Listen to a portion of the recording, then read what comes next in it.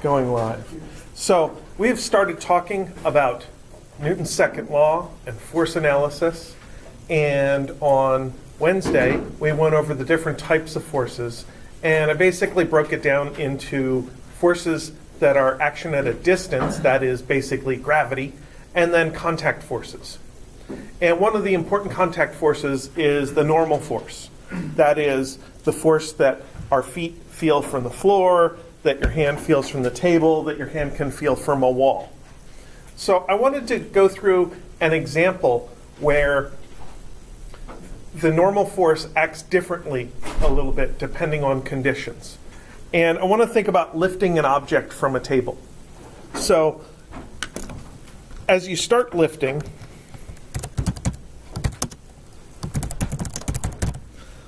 I want to think about first what happens if you don't lift hard enough. You apply just a gentle lifting force. So I'm going to have the surface here, and I'm going to have my object that is touching the surface, and then I'm going to have my force of pulling. So when I think about the force diagram for this situation, I should have a rendition of my object. Often just a dot is perfectly fine. You could draw it as a box, or you could try to draw some better picture of your object. And we're definitely going to have a force of gravity. And we know how strong force of gravity is. That is just equal to m1 G. And then once we get that distance force in place, we should think about the object, work our eyes around the object in the diagram and say, what is touching the object? So this object is definitely touching the pulling force, F sub P. That's probably a tension force. It could be like a string or the tension in somebody's fingers who's trying to lift this object. And then this object is also touching the table, so there's an F sub n.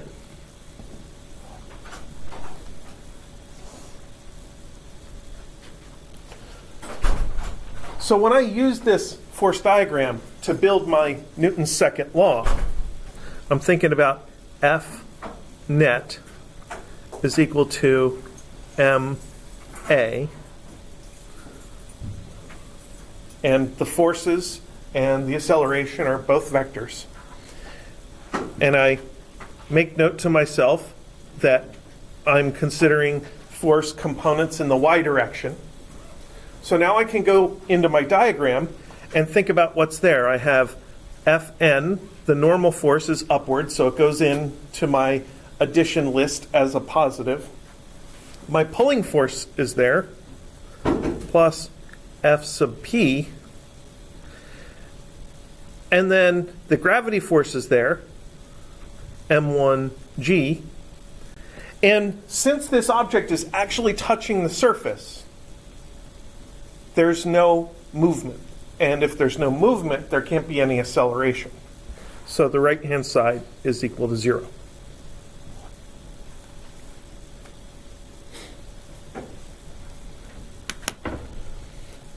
Now, before I go on and think about a solution, I want to think about what happens if I provide a strong lifting force. So I can compare and contrast what the difference is between these two situations. So with the strong lifting force, the ground is still there, but if I pull strong enough, my object gets lifted off the ground. F sub P. And m1.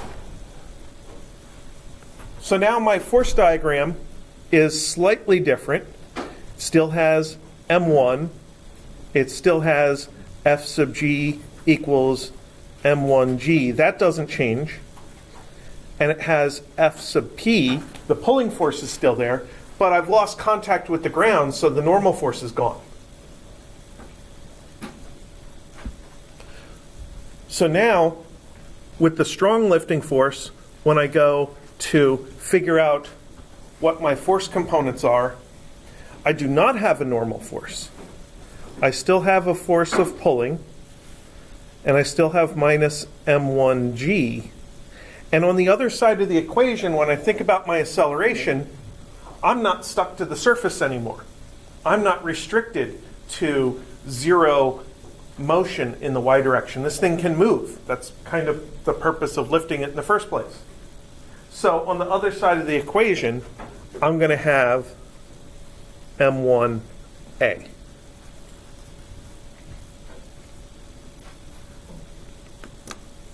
So if you think about starting with the object just on the table by itself, and you turn on the lifting force, the pulling force, gently at first and then ramp up the strength of it, you're going to first be in this diagram while the object is still on the ground.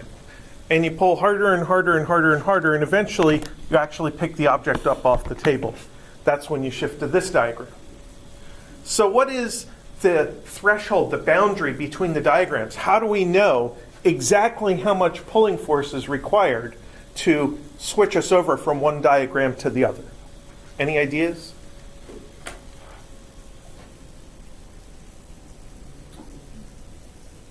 You set the equations equal to each other and solve for... Sort of. We'll take what's common to both equations, the pulling force and the gravity force, and we'll let the normal force get smaller and smaller and smaller here until it gets to zero. Or we could think of this diagram with no normal force and let the acceleration come down to zero. So the threshold condition, usually the one we use is the normal force.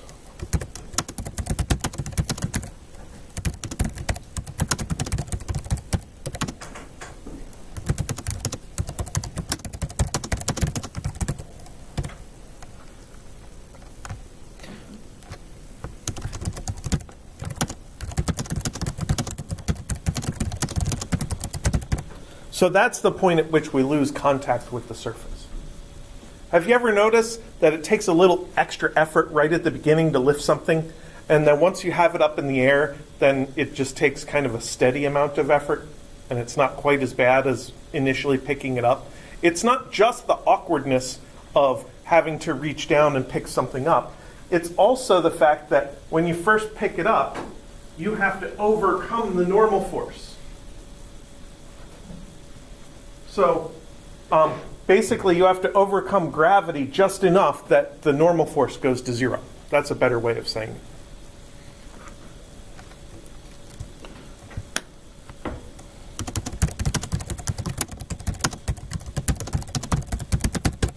The normal force itself is not allowed to be negative. The normal force has to be a pushing force. Unless your object is glued or taped or adhered to the surface, that normal force can only be upward, not downward.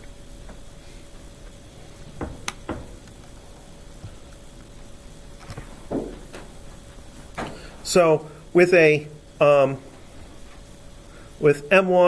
is 2 kilograms, we know M1g is gravity. That's going to be 19.6 newtons, because calculating the force of gravity here on Earth is pretty easy. We just take our mass times 9.8 newtons per kilogram, and we get the amount of gravitational force.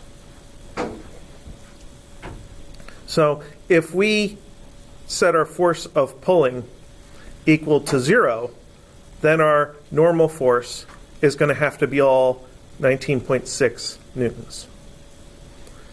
If we increase our normal force to 10, then our normal force is going to go down to 9.6 newtons. And if we increase our pulling force to 19.6 newtons, then our normal force is going to be 0. And if we increase our pulling force to 20 newtons, our normal force can't get less than 0. So that's when all of a sudden we're going to have an A.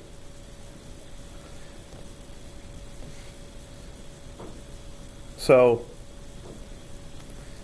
this would be 20 minus 19.6 is equal to 2a. That's that equation right there. So my pulling force is 20, my gravitational force is 19.6, and now that I don't have a normal force anymore, I have to consider the possibility of acceleration. And this is 0.2 is equal to a. So pull gently at first, nothing happens, no acceleration. But while you are exerting that gentle lifting force, you're decreasing the normal force. And at the point when the normal force gets to 0, that's when your object is losing contact with the surface. And you have to give a little bit of extra force at the beginning to give it some acceleration so that you can have some velocity upwards so you can actually be lifting. So in the very first lesson on forces on Monday, I talked about setting an object on the table and how the normal force very often is equal to the force of gravity. That's here. But if there's another force in the up and down direction, another vertical force, then the normal force adjusts automatically to make sure that the object can't go below the table. The normal force can't prevent the object from going upward. So once you get to the point where you're actually lifting the object, then the normal force can't do anything about that. But when the object is trying to fall, the normal force will prevent the falling. So all of this is A equals 0, 0, 0.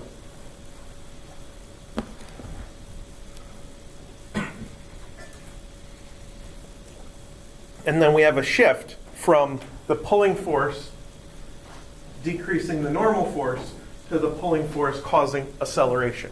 And then more pulling force just causes more acceleration from that point on.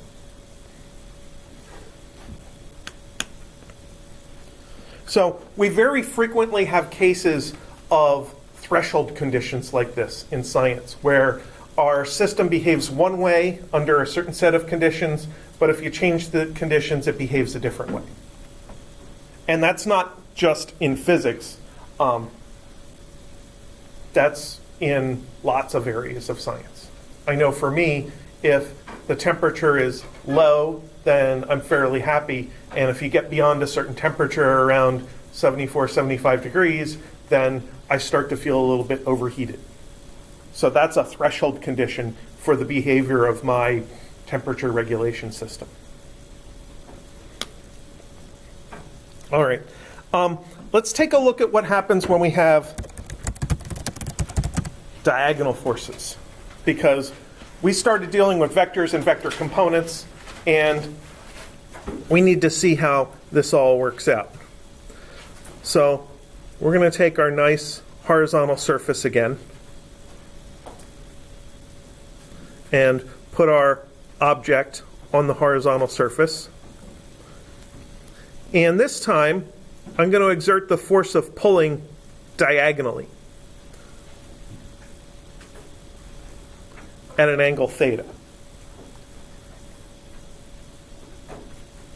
So we'll go with a force of pulling of 25 newtons and a theta of, let's go with a small angle, 20 degrees. And we'll go with M1 is 2 kilograms. Let me make sure I haven't done something terrible here.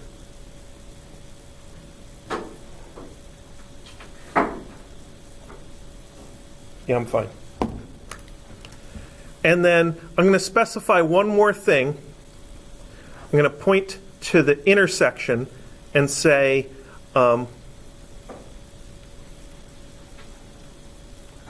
frictionless.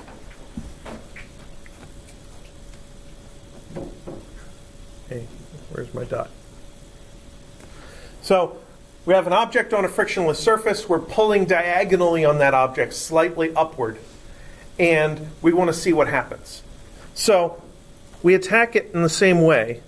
we start our force diagram. I'm going to put the label for the dot over here on the left side this time, because now I have a rightward force that I want to include in the diagram.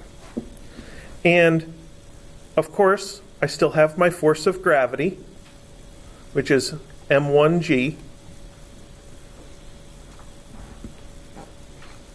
And I'm going to have my normal force, Fn, but I don't know how big it is at this point, because I have my force of pulling here.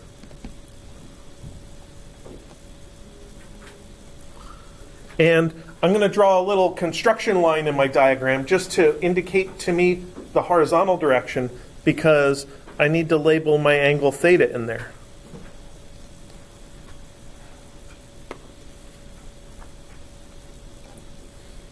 So I need to take this diagonal force and split it into components. I need to know how much of that arrow is in the x direction, horizontal, and how much is in the y direction. So I'm going to do a side calculation. FPX and FPY.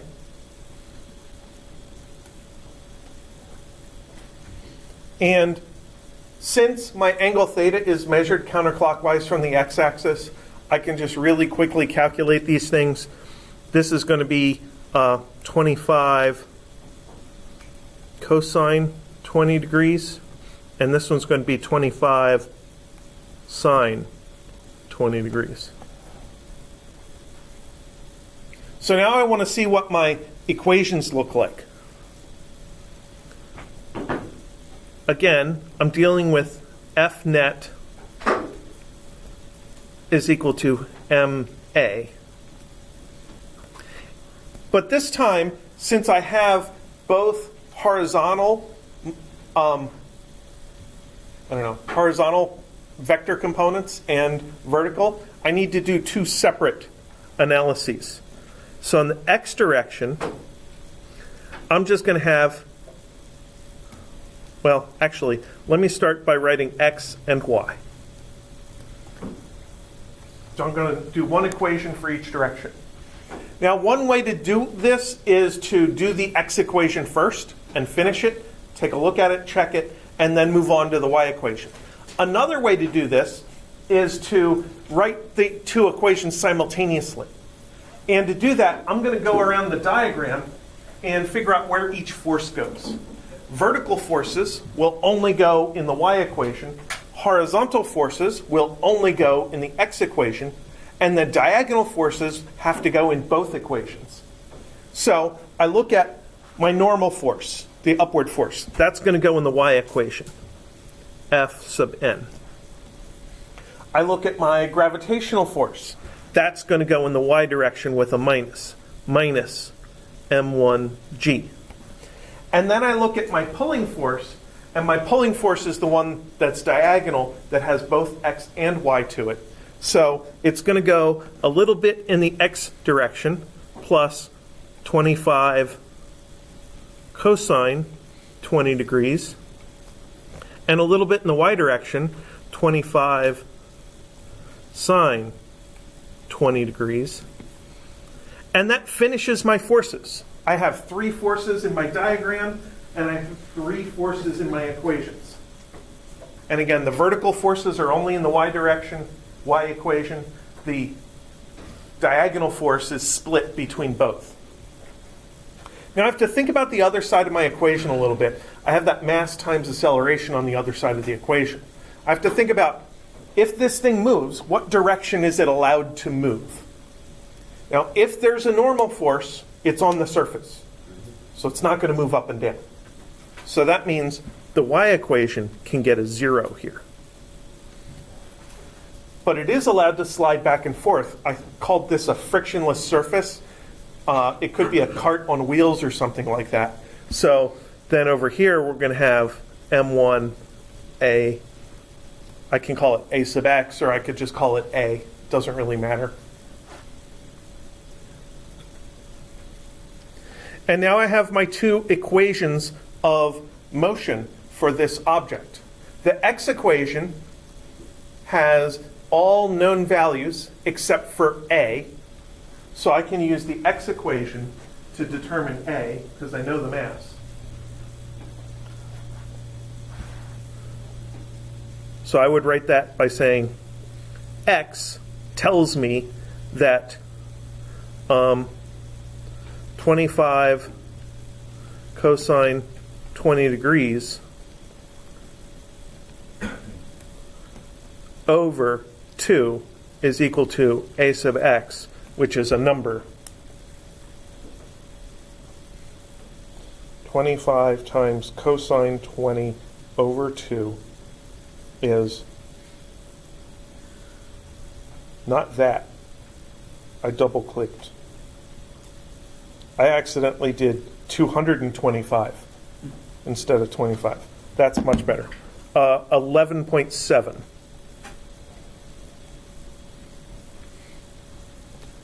meters per second squared. Pretty strong acceleration.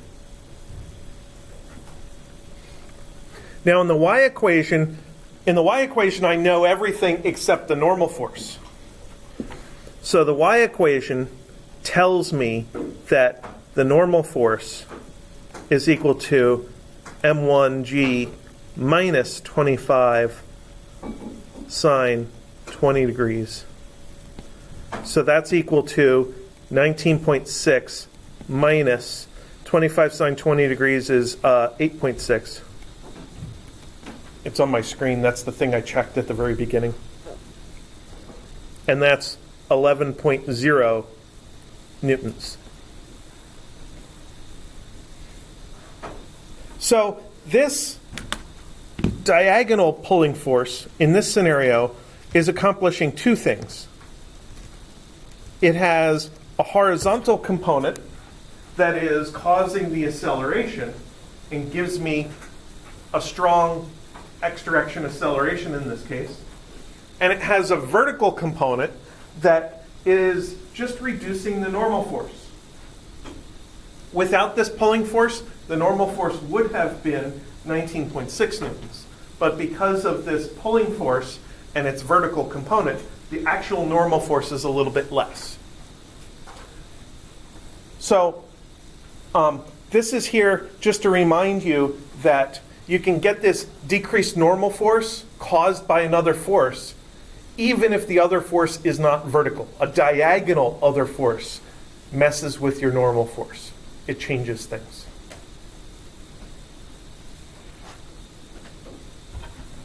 And that's pretty much all we can determine from that.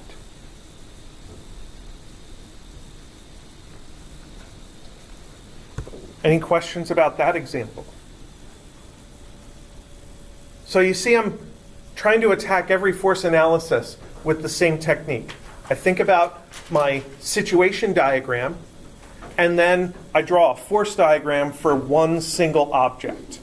And in my force diagram, that's when I'm trying to build up a definitive list of forces, know the direction of each, give a name to each.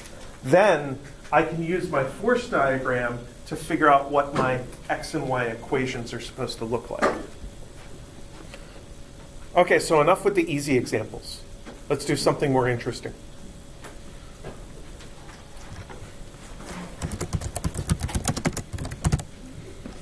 The inclined plane. This is actually not that bad if we do it right. So I'm going to start drawing my inclined plane, but before I draw it, I want to make a suggestion. When you make your drawings of an inclined plane, try to draw a very gentle incline. Or if it's supposed to be steep, draw it like super steep, almost vertical. But don't draw 45 degrees. 45 degrees will make it difficult to identify which angle is which later on. So I'm going to draw a nice gentle angle.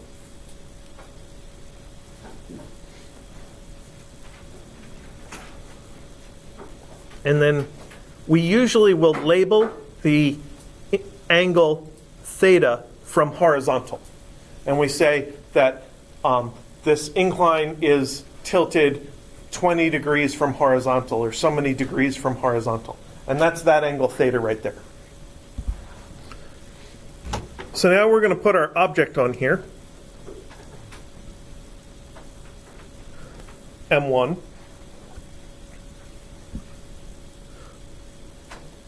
And as part of the givens,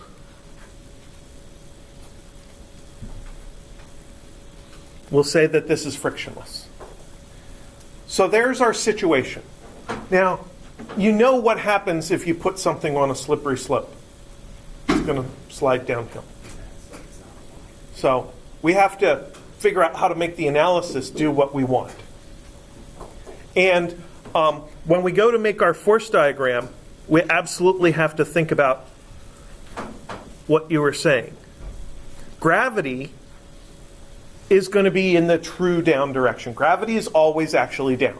Gravity tells us what down means. But we have to remember that the normal force is perpendicular to the slope. So as we tilt the slope, the normal force is going to tilt. And for every degree of incline, the normal force is going to tilt 1 degree over and be slightly diagonal. And since I made my nice slight incline, I can make my normal force slightly tilted. And then I can put a little dashed line in here and say, there is my angle theta. And here's my vector force normal.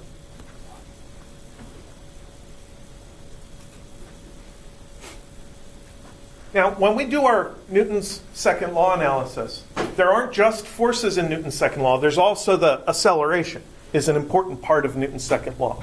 So we should think about that. But the acceleration is not a force and doesn't go in the force diagram.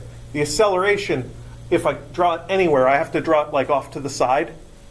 So I'm going to draw the acceleration over here. This thing is going to accelerate downhill.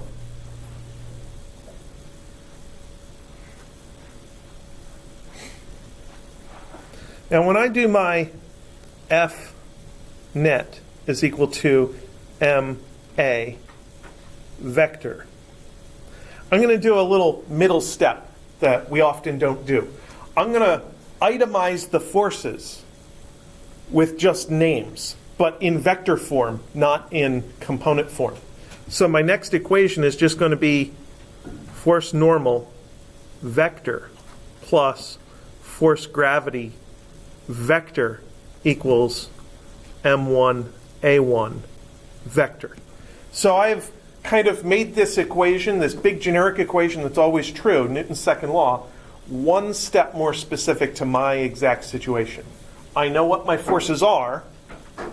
In the equation, I have not put in any knowledge about the actual forces. I just named them. And I said, well, I know my mass is M1 and its acceleration, I'll call it A1. So I'm just declaring that this is less generic, it's more specific. Now I want to go through these vectors in this equation and think about what direction they are. For instance, gravity is a vertical vector in this equation. And the normal force is diagonal. What about the acceleration? The acceleration is downhill. That's diagonal.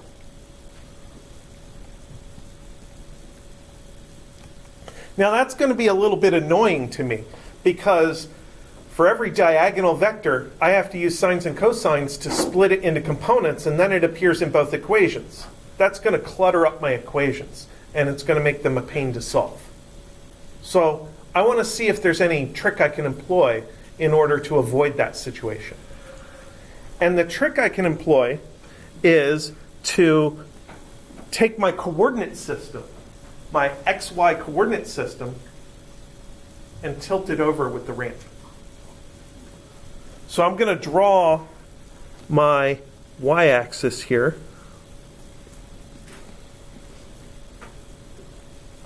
And I'm going to draw my x-axis here. And yes, I cheated and I made my acceleration vector line up with it. It's supposed to line up with it in the same direction.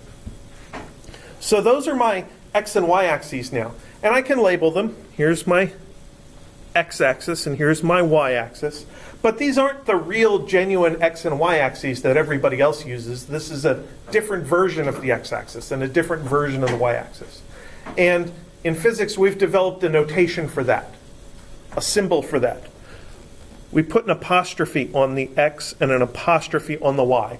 This apostrophe is called a prime mark. So this is the x prime axis and the y prime axis. And now this allows me to think about what direction my vectors are in. And I find that the normal force is lined up with my coordinate system. The normal force is the y prime direction. And the acceleration over here, which used to be diagonal, that's lined up with the x prime direction. So those two forces got easier. As a consequence, gravity actually is now not lined up with my primed coordinate system. So gravity is now the crooked vector. Even though gravity is the true downward direction, gravity is not lined up with my coordinate system. And I have this angle here, which is the exact same theta. And that's going to help me figure out the components of gravity. So I can write my x prime, which you could call the downhill direction, and my y prime, which is the normal direction.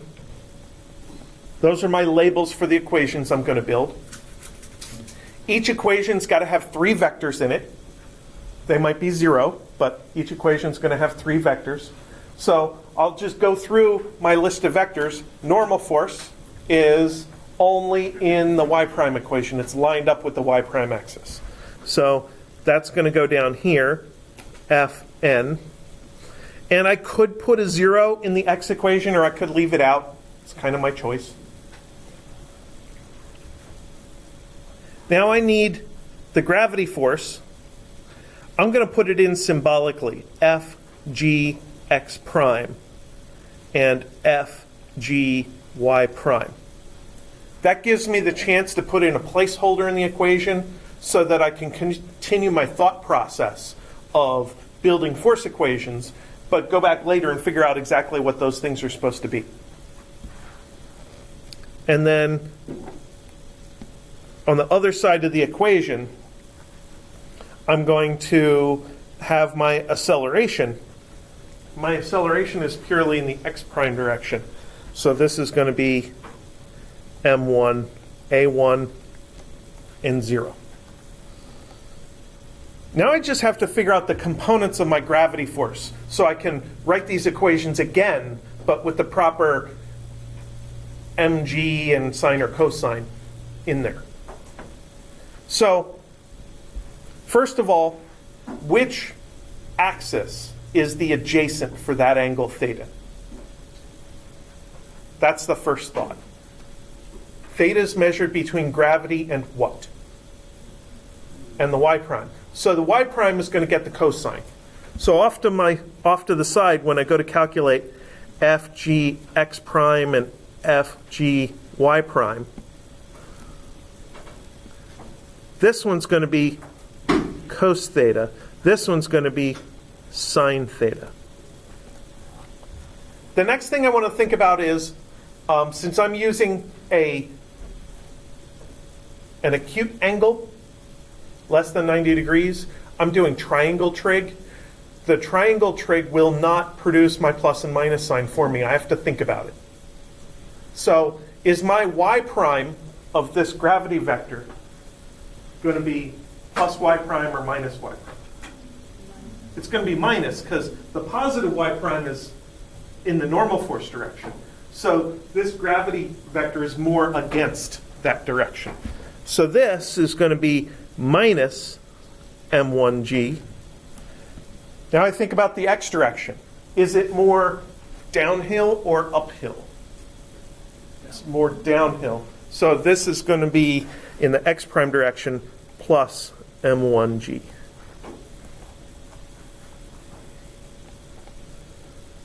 So now I can fill in that placeholder in the equation. I can say that x prime is going to be m1g sine theta equals m1a.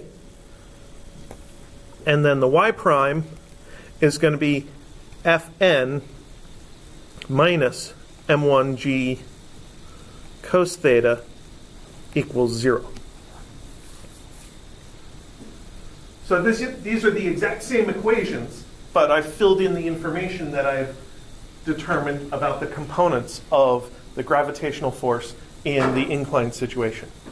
Now, if you forget those, I do believe that I put them on the equation sheet.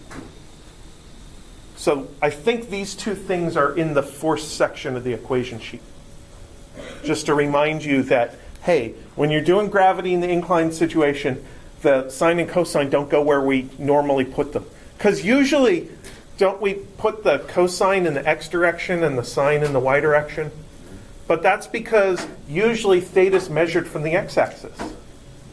And in this case, this theta is actually measured from the y-axis. That's what caused the flip and put the cosine down there in the wrong equation. So now we can put some numbers on this and get some numerical answers. Let's say that m1 is 2 kilograms and theta is equal to 20 degrees. Then the x prime equation tells us that a1 is equal to g sine theta. Notice that the x equation has m1s everywhere, which means we can divide it out. Divide both sides by m1, m1 is gone. So all objects will slide downhill at the same rate. That's kind of like all objects will fall at the same rate due to gravity. And let's find out what that is. 9.8 times the sine of 20 is 3.35 meters per second squared. So when an object slides downhill, it doesn't slide as quickly as if you just dropped it straight down. That matches my experience. And then what does the y prime equation tell us? Well, the y prime equation tells us the normal force. So we could just add this to the other side. Well, add it to both sides, which moves it to the other side. So the normal force is m1g cos theta is 19.6. That's our 2 kilograms times g times the cosine of 20 degrees. So 19.6 times cosine 20 equals 18.4 newtons. So we find that the normal force on the inclined situation is not as strong as it would be if the ground was flat and level. That this normal force is only 18 and change instead of 19 and change. So that's one of the things the incline does for us. Imagine what would happen if you crank this incline up to 90 degrees. What do you expect to happen? What's zero? The normal force goes to zero. What happens to the acceleration? It goes to gravity. So if we put 90 degrees in here, the sine of 90 is 1. And this becomes acceleration is 9.8.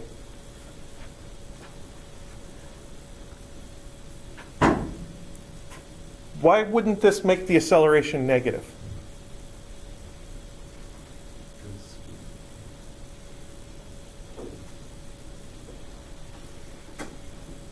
there's a little tricky bit in here. This is acceleration in the x prime direction, which we've already said is downhill. So if we crank this thing up to 90 degrees, downhill would be down. So we have our downness of the acceleration as part of the setup instead of as part of the result.